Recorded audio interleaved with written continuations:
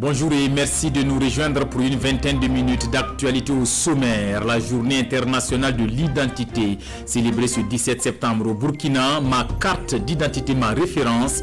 L'identification des populations, une obligation pour les décideurs politiques appelés à bâtir une infrastructure d'identification au service du public. Explication en début de journal. À suivre également dans cette édition le début de dépôt des dossiers de candidature aux législatives du 22 novembre. Partis politiques, candidats indépendants ou leurs représentants sont attendus à la CENI à compter de ce 17 septembre et ce jusqu'au 22 septembre 2020 à 23h59.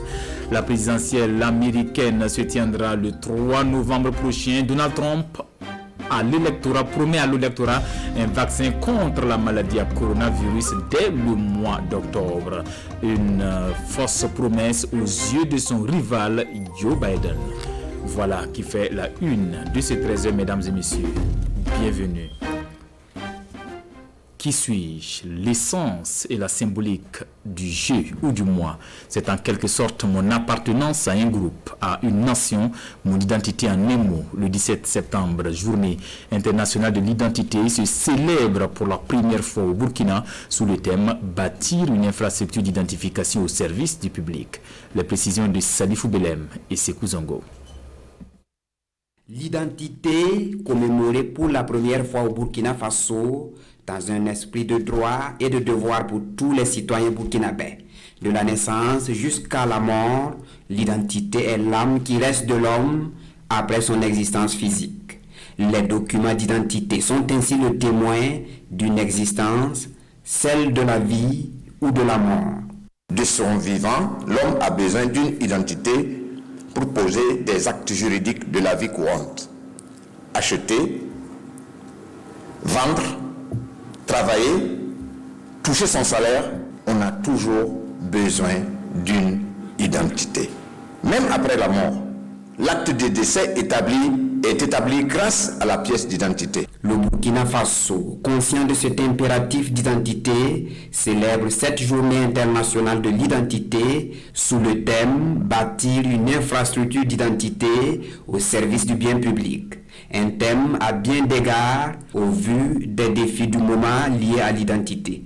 Notre pays est en train d'opérer une transformation radicale en matière d'identification et d'état civil.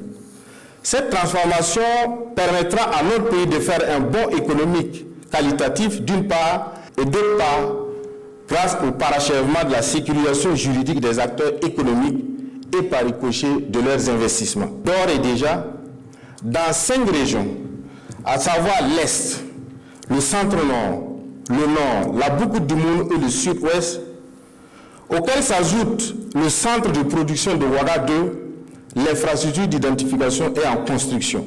Je voudrais saluer tout le travail important qui est fait par l'ONU dans ce sens et surtout dans le contexte actuel. Nous travaillerons à faire en sorte que l'ONU puisse disposer des ressources nécessaires, des moyens nécessaires pour pouvoir poursuivre la construction de l'infrastructure d'identification qui devra permettre à terme à tous les Burkinabés de pouvoir être identifiés dans notre pays.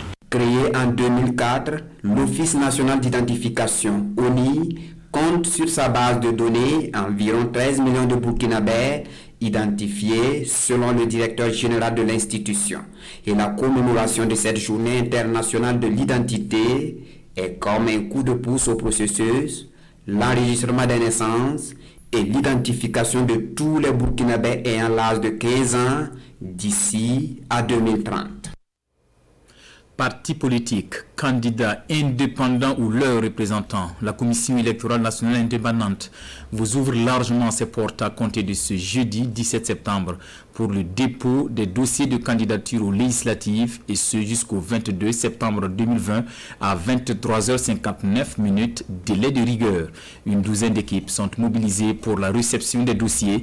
À cette étape, les commissaires de la CENI sont là pour vérifier chaque dossier de candidature et s'assurer de sa conformité avec le code électoral.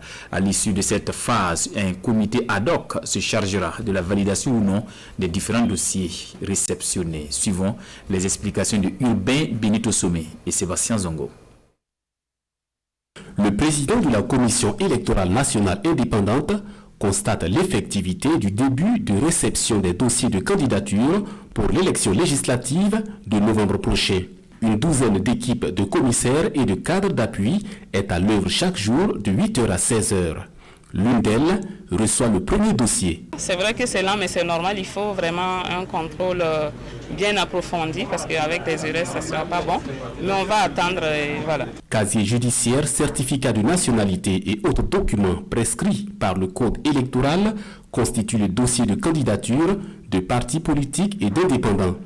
Le déposant reçoit une fiche verte lorsque le dossier est complet. Mais s'il y a un dossier, par exemple, où il y a un document qui doit être repris, on remet une fiche jaune. Et la fiche jaune, aucun dossier n'est refusé. On remet une fiche jaune et la personne a jusqu'au 22. Tantôt, on avait dit le 23, je m'excuse, mais c'est du 17 au 22 que les dossiers doivent être déposés. Si maintenant, à la date du 22, la personne, en tout cas le candidat qui devait changer une pièce n'a pas pu changer, nous on transmet comme ça le dossier à la commission ad hoc de validation des candidatures. Comme à la commission ad hoc de validation des candidatures, il y aura les représentants des partis politiques. Là-bas, ils vont décider éventuellement de comment traiter les dossiers incomplets. 152 partis, 6 formations politiques et 30 regroupements d'indépendants sont officiellement déclarés. La CENI invite les acteurs à se hâter pour le dépôt des dossiers de candidature dans la période du 17 au 22 septembre 2020.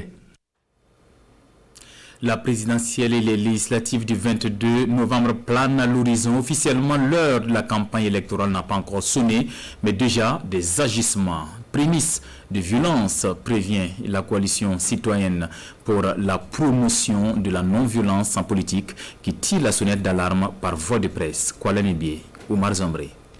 Des élections libres et transparentes, des résultats acceptés par tous les acteurs politiques sans violence, tels sont les souhaits de la coalition citoyenne pour la promotion de la non-violence en politique. La coalition entend mener des actions en amont pour sensibiliser sur les risques du basculement dans la violence en période électorale. C'est pour amener les acteurs politiques pendant les campagnes d'éviter tout ce qui est propos à caractère ethnique, d'éviter tout ce qui est propos à caractère religieux. C'est amener aussi tout ce qui est citoyen burkinabé à mettre l'intérêt de la nation devant, même s'il y a des contestations que les gens usent des voies de recours. Cette sensibilisation ne peut se réaliser sans l'accompagnement des autorités coutumières, religieuses et des acteurs politiques. C'est pourquoi la coalition citoyenne sollicite le soutien de tous. La coalition citoyenne pour la promotion de la non-violence en politique est forte de plus d'une vingtaine de membres, dont des organisations de la société civile. Une série de sensibilisations sera organisée sur l'ensemble des 13 régions du Burkina Faso, foi du président de la coalition. Retenez que le président du Faso s'est envolé ce matin pour Abuja pour une visite d'amitié et de travail. Une visite de 24 heures qui donne l'occasion à Roch Marc Christian Kaboré et Mahamoudou Bouhari de faire le point de la coopération bilatérale entre les deux pays. Les deux chefs d'État vont également échanger sur des questions d'intérêt commun. Plus d'informations dans nos prochaines éditions avec notre envoyé spécial à Abuja, Ruth Bini Ouattara. Pour la suite de ce journal, des partenaires unis pour un projet qui leur tient à cœur au Burkina.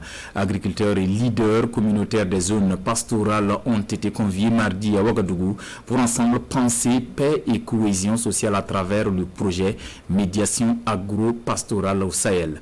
Un projet initié par le Centre pour le dialogue humanitaire avec le soutien du Danemark et de l'Union européenne. Le point avec Ali Doubadini et Oumar Zambré.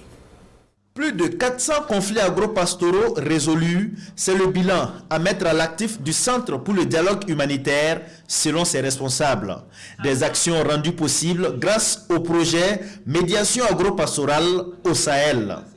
Et pour consolider ces acquis, réunis ici autour d'une même table, responsables, autorités administratives, partenaires techniques et financiers réfléchissent sur une stratégie pour une meilleure prévention et gestion des conflits communautaires liés aux activités agro-pastorales au Burkina Faso. Aujourd'hui, nous avons réuni autour du projet médiation agro-pastorale au Sahel, les acteurs étatiques et les leaders communautaires pour échanger sur des questions liées au pastoralisme, à l'agriculture et aux difficultés qu'ils rencontrent dans l'exercice de leur production quotidienne. Les actions du projet médiation agro-pastorale au Sahel entrent en droite ligne avec l'une des missions du ministère en charge de l'administration. Dans le cadre donc de cette activité, nous, au niveau donc du ministère en charge donc de l'administration du territoire, nous vivons ces réalités-là avec toutes les populations. C'est ce qui explique donc la présence de ce ministère ici aujourd'hui pour cette cérémonie. C'est dans ce processus-là d'accompagnement de l'ensemble des acteurs étatiques et non étatiques à travers le fonds fiduciaire d'urgence pour le Sahel que l'Union européenne a apporté son appui technique et financier à ces projets. Lancé en 2015, le projet médiation agro-pastorale bénéficie de l'accompagnement financier de l'Union européenne estimé à plus de 3 milliards de francs CFA. Ce projet couvre les pays du G5 Sahel. Au Burkina Faso, il intervient dans les régions de la boucle du Mouhoun, du Sahel, du Nord et de l'Est. 420 jeunes formés au métier dans divers domaines allant de la mécanique, la maçonnerie, l'énergie et la boulangerie. Diplôme en mai, la cuvée 2020, 8e promotion du centre de référence de Zignaré, prête à l'auto-emploi, ne demande que votre accompagnement. Sortie de promotion mardi sous le thème entrepreneuriat des jeunes, enjeux et défis, avec pour parrain un entrepreneur agricole, le Larlé Nabatigré, venu leur prodiguer des conseils. Amado Ilboudou. Maïmouna Traoré. 94%, c'est le taux de succès au centre de formation professionnelle de référence de Zignaré pour l'année académique 2019-2020. Aujourd'hui, ils sont 420 apprenants à recevoir leur parchemin. Après une année de formation accélérée basée sur 75% de pratique et 25% de théorie, ils sont désormais pétris de compétences, prêts pour le marché de l'emploi. Je vais poursuivre avec des stages avant de rentrer en entreprise. On a un petit souci. Après, ici, on délivre un BQP et un BQP. Par ailleurs, quand on part pour des demandes d'offres d'emploi, d'autres se demandent qu'est-ce qu'un BQP, qu'est-ce qu'un BPT. Ce problème se pose toujours au niveau du ministère. Parce que c'est eux qui doivent valoriser notre diplôme. À notre niveau, le diplôme est reconnu, c'est vrai, mais il y a d'autres horizons où ils ne peuvent pas faire valoir ces diplômes. Il y a des pays qui lancent des bourses et pour pouvoir se prêter à ces bourses-là avec ces diplômes, ça ne cadre pas avec les exigences de ces pays. Et nous sommes pour parler avec les différents pays. Pour le parrain de la promotion, le secret de la réussite se résume à 4 mots. La foi, la volonté, l'action et la persévérance. Avec ces philosophies, il n'y a pas de raison qui ne réussissent pas la vie. Et le terrain est encore vierge. Il y a des besoins dans tous les domaines au Burkina Faso. Et ils peuvent réussir et je souhaite qu'ils réussissent. Le centre de formation professionnelle de référence de Zignaré offre 14 filières de formation dans des spécialités comme la boulangerie-pâtisserie, la construction-maçonnerie, le dessin-bâtiment, l'électromécanique, la mécanique de précision, les techniques informatiques. Une formation qui allie apprentissage des métiers et initiation à l'entrepreneuriat. Question de faciliter l'insertion socio-professionnelle des apprenants. Nous commençons déjà à les encadrer en entrepreneuriat depuis qu'ils sont en classe et nous faisons aussi un accompagnement pour les aider à monter leur plan d'affaires. Mais surtout, nous les plaçons en entreprise pendant même leur formation et même après leur formation pour ceux qui sont intéressés. Par cette signature de convention, la Fondation Touarès s'engage à financer la formation de 60 filles au centre de formation professionnelle de référence de Zignaré. Cette cérémonie a servi de cadre pour le lancement du site web du centre. Un face-à-face ce matin entre l'épouse du chef de l'État, présidente du groupe d'action de lobbying et de plaidoyer, et les patrons de presse publique et privée burkinabé. Sika Kabouré les invite à se joindre au galop sur le terrain de la sensibilisation des populations sur les conséquences du mariage précoce, des enfants que l'on continue de donner en mariage en violation des textes. Roger Kam, Aimé Soulin Digma.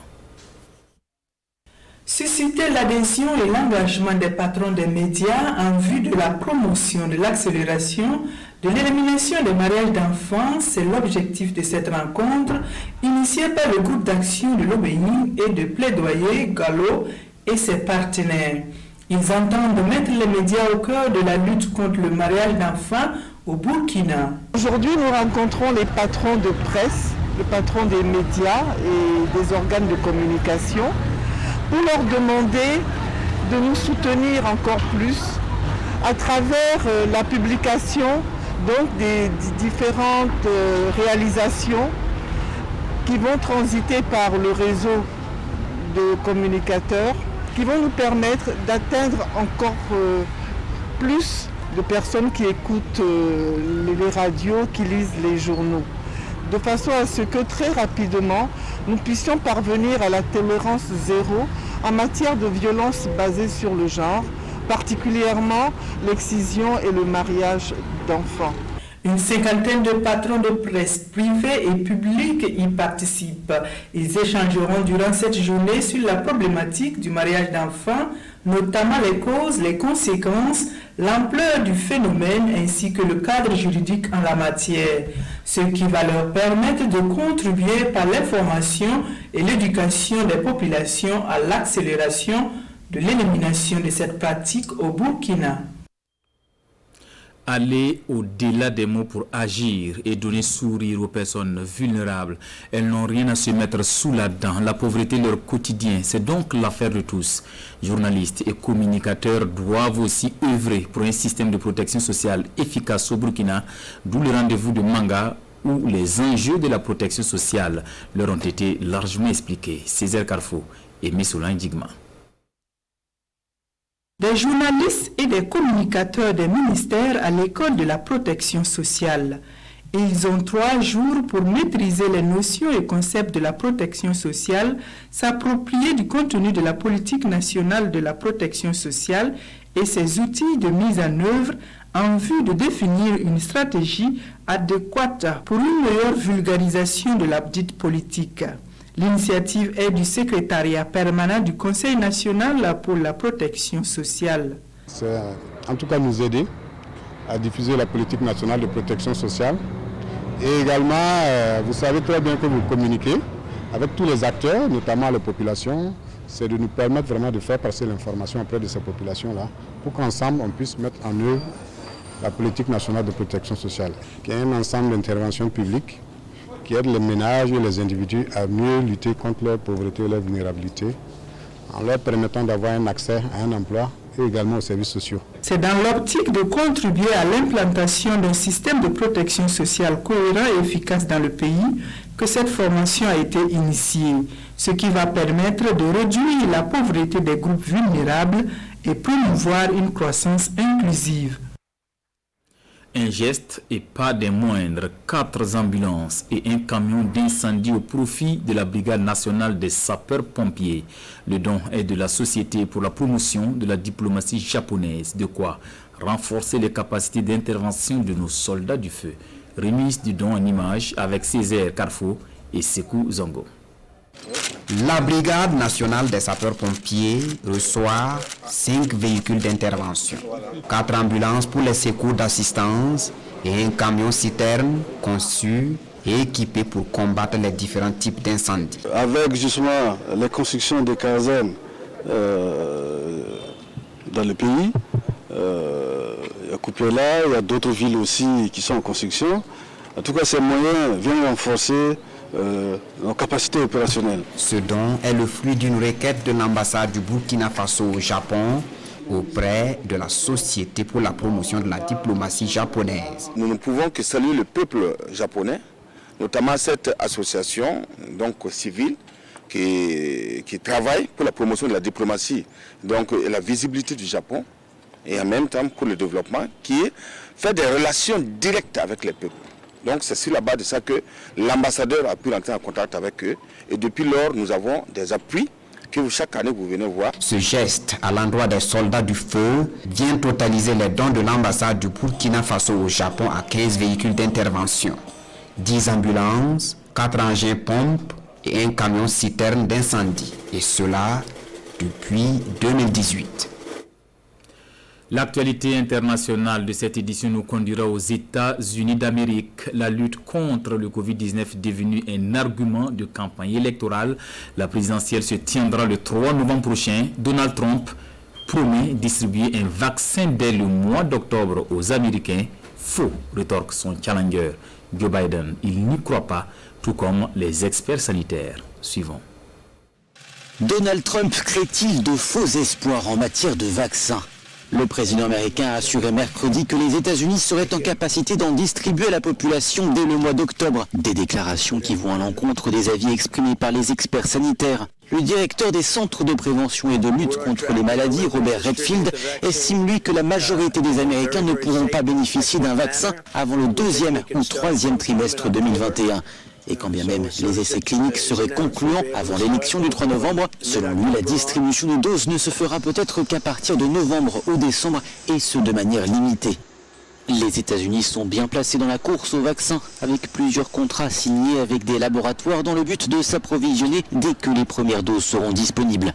Un thème qui s'invite aussi dans la campagne présidentielle américaine. Le candidat démocrate Joe Biden s'en est emparé, remettant en cause la crédibilité de son adversaire. Les percées scientifiques ne se soucient pas plus de notre agenda que le virus. Elles n'adhèrent certainement pas plus aux cycles électoraux. Et le calendrier de leur validation et de leur distribution ne devrait jamais être faussé par des considérations politiques. Joe Biden dit ne pas avoir confiance en Donald Trump qui a de nouveau cherché à rassurer la population en affirmant que le coronavirus finirait par disparaître avec le temps et encore plus vite avec les vaccins. À présent, nous irons feuilleter les quotidiens de ce jeudi. À lire à la une, 4 ans de prison requis contre l'ancien président de la Fédération internationale d'athlétisme, la publication des listes électorales, l'ouverture de la période des contentieux. Mais avant d'en parler, on s'intéresse au cas de diplôme douteux à authentifier dans la fonction publique burkinabé. Revue de près signée Vincent Kenderbiogo. La fonction publique et ses diplômes à authenticité douteuse. Sur 73 835 parchemins examinés, 601 nécessitent un contrôle approfondi, rapporte aujourd'hui au Faso. Parmi ces diplômes, 40 s'avèrent déjà douteux et l'autorité supérieure de contrôle de l'État, la LCELC, va être saisie pour le contrôle approfondi de ces 601 diplômes qui se trouvent dans les dossiers de fonctionnaires publics. Le porte-parole du gouvernement par intérim ne s'alarme pas pour autant. Pour Karim Sango, les diplômes douteux représentent seulement 0,33% de l'ensemble des dossiers contrôlés. Preuve que la plupart des agents publics se font recruter sur la base de diplômes relativement sûrs. Et c'est à mettre à l'actif de l'État et des citoyens du pays des hommes intègres. Près de 6,5 millions d'électeurs sont attendus aux urnes le 22 novembre prochain. C'est ce que rapporte le pays de la commission électorale. La CENI qui passe maintenant à la publication du fichier électoral. La région du centre vient en tête avec près d'1 300 000 électeurs. Ensuite, les hauts bassins avec 780 000 électeurs et le centre-est 510 000 électeurs. La liste provisoire publiée, place au contentieux, poursuit le pays. Cette phase qui a débuté hier court jusqu'au 21 septembre, soit 5 jours francs, pendant lesquels l'on peut exercer ce recours par écrit et motivé, selon le président de la CENI, Newton Ahmed Bari, rapporté par le journal. 4 ans requis contre la Mintiac, la descente aux enfers d'un ancien dieu des stades. Un commentaire de l'observateur Palga. L'ancien président de la Fédération internationale d'athlétisme est mis en examen depuis 2015 par la justice française, accusé d'avoir organisé un vaste système de corruption sur fond de dopage. On lui reproche également un choix contesté de Doha pour abriter les mondiaux d'athlétisme en 2019. Reste à savoir si le tribunal va suivre le ministère public dans ses réquisitions de 4 ans dont 2 fermes contre le Sénégalais. Calamiteux clap de fin de carrière pour un génie, titre aujourd'hui au Faso à propos, soupçonné d'avoir servi d'intermédiaire aux Russes pour financer la campagne électorale de Macky Sall qui l'a emporté. Devant Wad, relation sacrilège entre athlétisme politique qui signait du même coup cette piteuse déchéance pour le retraité de 87 ans. Je reprends pour vous cette brève. Le président du Faso s'est envolé ce matin pour Abuja au Nigeria pour une visite d'amitié et de travail. Une visite de 24 heures qui donne l'occasion à Roch-Marc Christian Kaboré et Mahamoudou Bouhari de faire le point de la coopération bilatérale entre les deux pays. Les deux chefs d'État vont également échanger sur des sujets d'intérêt commun. Plus d'informations dans nos prochaines éditions avec notre envoyé spécial Ruth Bini Ouattara. C'était là notre version de l'actualité de cette mi-journée. Merci de l'avoir suivi. À bientôt.